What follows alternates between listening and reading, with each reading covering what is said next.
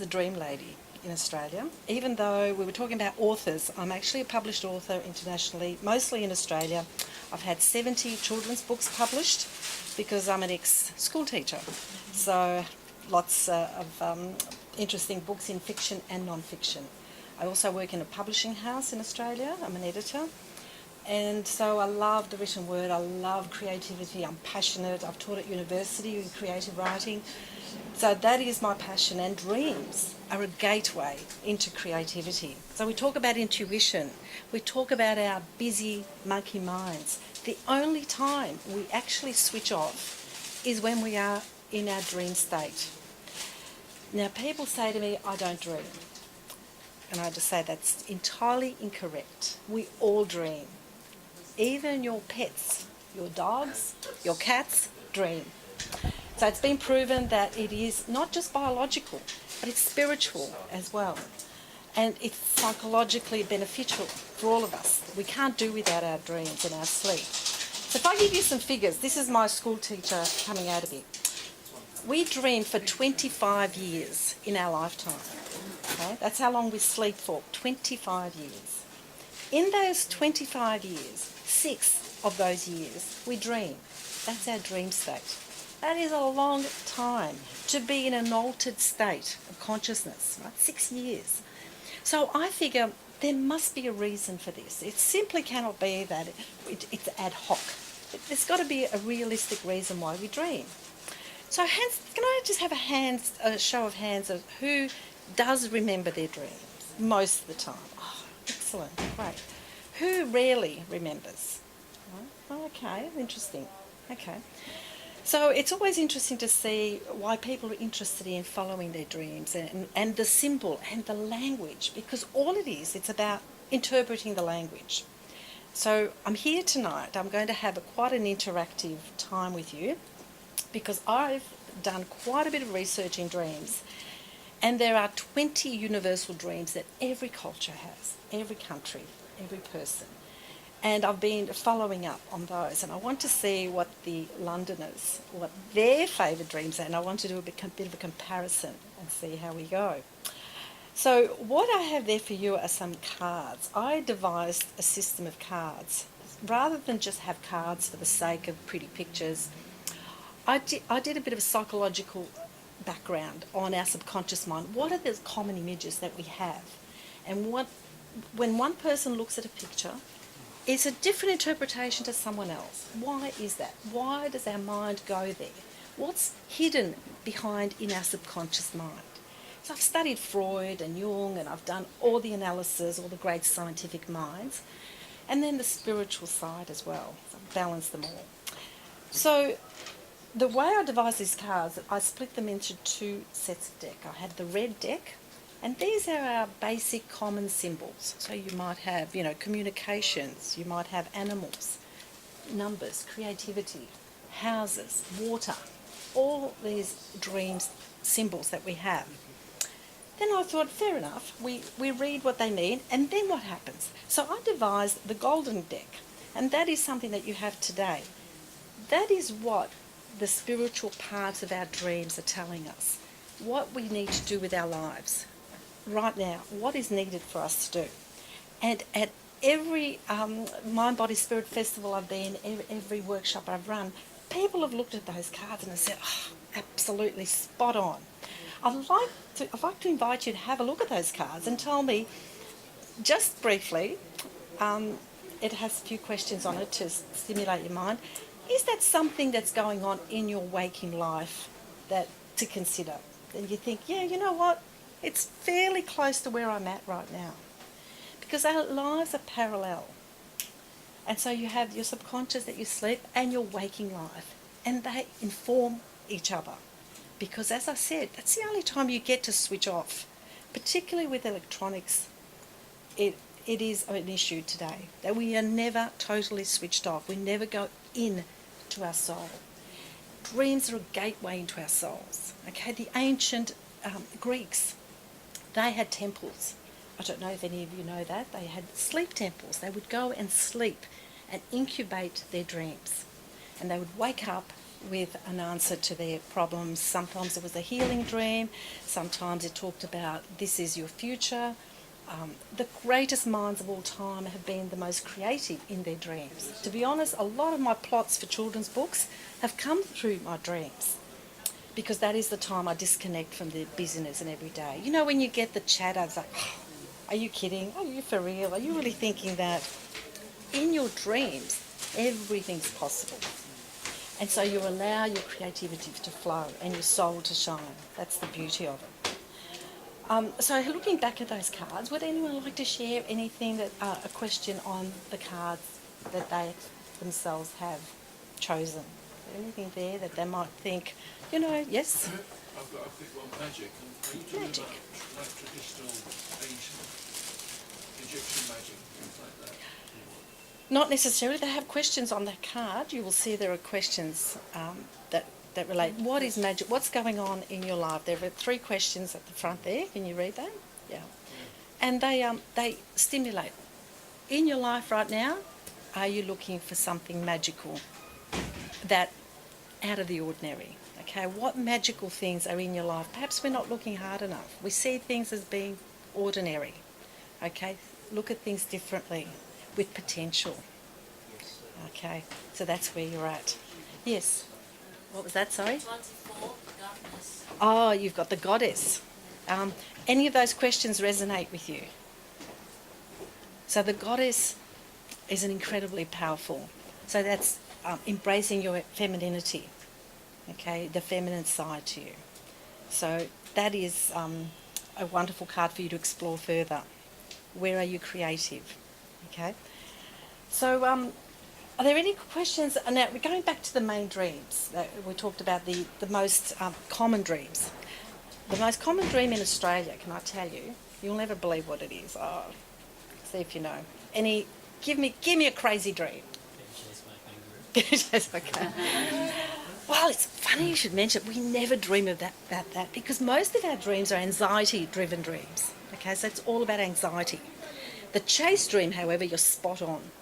Most people dream about being chased worldwide. So again, I did a little bit of research. In Canada, the most ferocious, I would say, predator that they have is the polar bear. So when they dream of being chased by an animal, it's the polar bear. In Australia, we don't have a land animal that's vicious. I mean, you know, kangaroo, not at all. But we do have some vicious ones in the water, which are sharks. So there is that fear of being chased by a shark. Really interesting how each culture has, every human being at some point has that feeling of being chased. Why do we dream about being chased? Why is it such a nightmare for us? It's actually one of the most terrifying dreams you can have. It may be a shadow. It may be an animal. What you are, because dreams are not literal, okay? They're not literal. But those scary things represent something that you are afraid of in waking life. What is frightening you? What is chasing you? Haven't you paid your bills? Are you afraid to commit? Is there a person at work who is overbearing? They're all the questions you ask yourself. And the way, whenever you have one of these anxiety dreams, you work out 2 weeks before you've had that dream what was going on in your waking life. Because our conscious minds take it in. When we're asleep, we go into our subconscious minds, and that is when we process. So it takes a couple of weeks to process, right? So if you have a diary, you'll be able to see 2 weeks earlier, well, up to 2 weeks earlier, what was going on in your life at the time. And you'll certainly get that anxiety. It's usually with the anxiety dreams. Who's had some terrible, frightening dreams, nightmares, for example? Yeah. Anyone, anything you'd like to share? A particular image? Something can happen. Usually when it's recurring, it gets more frightening each time, because your conscious mind is saying, you need to fix this problem, and so I'm going to keep coming back and giving you frightening images until you do something about it. So when someone is imposing on your space, it's about boundaries, okay? So in your waking life, it's the boundaries that are the issue. But another funny one that people always ask me, losing your teeth. Who's had that dream? Losing your teeth? Yeah. What's with losing your teeth? Nothing to do with dental work, because usually you wake up and your dreams are fine. So who's had that dream? Now have a look. Okay. Uncomfortable feeling, yeah. So if you again look at your waking life, who is the most likely person in our society not to have teeth? You've got your babies, yeah, and your old people. Okay, what have they got in common? Lack of power, yeah. So when you are feeling powerless, okay, when you're feeling insecure, when you've got to do something new that you haven't done before, when you can't speak out, that is the time when that dream will come to you. And it's just a little reminder to say, you know what, you're not feeling very confident. And so that's a really interesting recurring dream. So come on, I want to hear some of your other dreams. What have you? Tell me your dream. Yes. I've got one where it doesn't. What we call a paralysing dream, when lack of movement. Yeah. So again, it reflects an anxiety that you have at going on at the time, where you can't fulfil whatever role you are supposed to be doing. So how are you held back in life? So you look at, are you holding yourself back? Those are the questions you need to ask yourself, because really we are our best interpreters of our own dreams. We are also everything in our dream. Did you know that? That everything you see in the dream is you. So if you analyse it from that perspective and you ask each of those elements questions, you will find a little, dig deeper, you'll find an answer as to why you are feeling the way you are. So you would ask your legs, why aren't you moving? Football, why aren't you coming to me? And then you have this imaginary dialogue, and you'll find out what it is that's holding you back. Yeah? Does that make sense? Yeah. So it's not mysterious, but people in biblical times have had amazingly inspirational dreams. People have precognitive dreams. Are there anyone here who, because you're very spiritual, I'm assuming that you would have dreams of seeing in the future? I know I have, when I was a little girl, I grew up in a little town in Italy. I was very young. My grandmother was a great believer in dreams and interpretations. So I was able, as a very young child, to be freely open about my dreams. And when you are open, you allow that part of you to expand a lot more. So even now, I do have precognitive dreams, particularly when it comes to things like earthquakes or for some reason, more natural disasters. I don't know why. I just tend to have. Although I do know that once upon a time, we all had these emotions. Whenever there is an earthquake or great disasters, look at the animals. You'll always see, when it's raining, do you see ants scurrying about? If there's a storm, the birds totally disappear. So it is that collective herd mentality, and we used to have that. And over time, we've lost that connection. And the more, as I said, with more technology, we are losing that connection with each other, with ourselves, that really deep soul connection. But we've got it, yeah? So it's exciting to see. Oh. So how did you feel? One of the things we ask ourselves in dreams is how you feel immediately when you wake up. Do you know we forget our dreams up to 5 minutes after we wake up? We forget our dreams. We usually have, if you have a dream journal, the best way is to record it, because we forget 90% of it. So how did you feel when you woke up from that dream? Were you... Okay, so it's giving you a timeline of, because people, those friends represent parts of you. So in our dreams, when you see your friends or you see your family, it's not necessarily those people. They are parts of you. And so you have to look at it from that perspective. Okay? Many people get afraid of dreaming of death. That is the most frightening dream, that they've died, their family have died. And I always say to them, death in dreams is not death in real life, unless you have a precognitive dream, which is rare. But usually, a death is an ending. So what comes after an ending? A new beginning. So so the dream is saying to you, okay, it is time to end this phase of your life, even if it's violent. I don't know how many of you dream of driving in a car and you put on the brakes nothing happens and you're down a hill. It's an absolutely terrifying dream that you have no control. And sometimes you die in that dream. But it's all about there's new beginnings coming. Do not be afraid of death. Some are visited by their people who've passed on, their relatives. That's also a distressing dream. But it's also a wonderful way to reconnect with someone on the other side. So, there's a very fine, as we know, times are changing.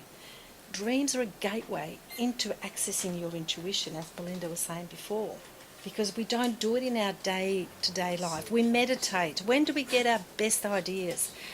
People who've written the best lyrics, the songs, the classics, the writing, music, it's when you are in a different state. Your brain is not in your everyday state, okay?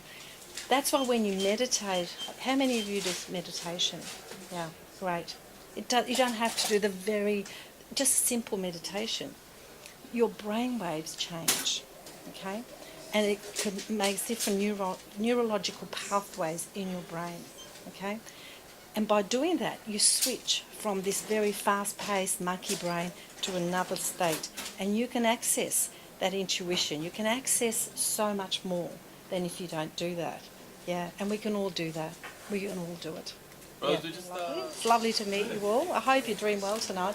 You have to set the intention, and you will dream whatever it is that you want. Set your intention and dream that it will happen, and I guarantee it will.